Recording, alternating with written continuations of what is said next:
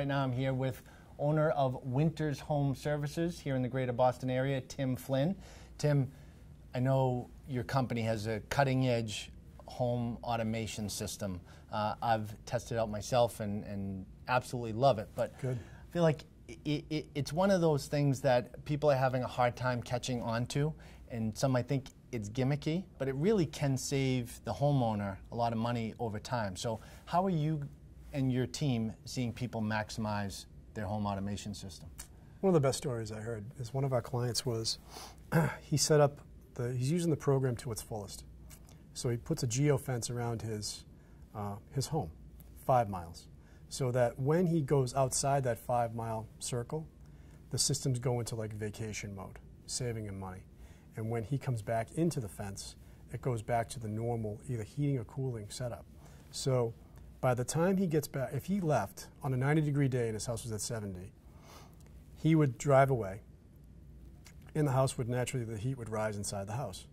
And it would go up to, say, 80. But no one's home anyway, so no big deal. When he comes back inside the fence, inside the circle, the air conditioning goes on. And you can set set that up, yeah. Set up the radius wherever you want to be. It depends on if you're 5-10 miles out, how big your house is. If you have a smaller home, maybe it takes 4 miles for it to come to temperature.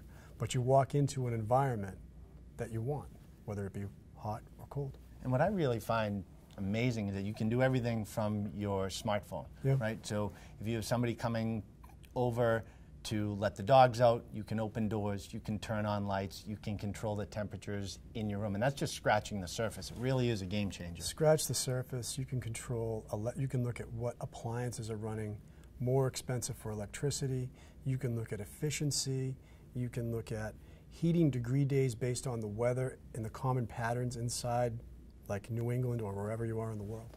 And the cost on a monthly basis is minimal when you look at what people spend on, let's say, coffee on a monthly basis, right? This is we have them available for $14. Okay, so it's not that much. Super cheap. My coffee these days is about $2.40, so it's a little bit cheaper. And that's on the cheap side, right?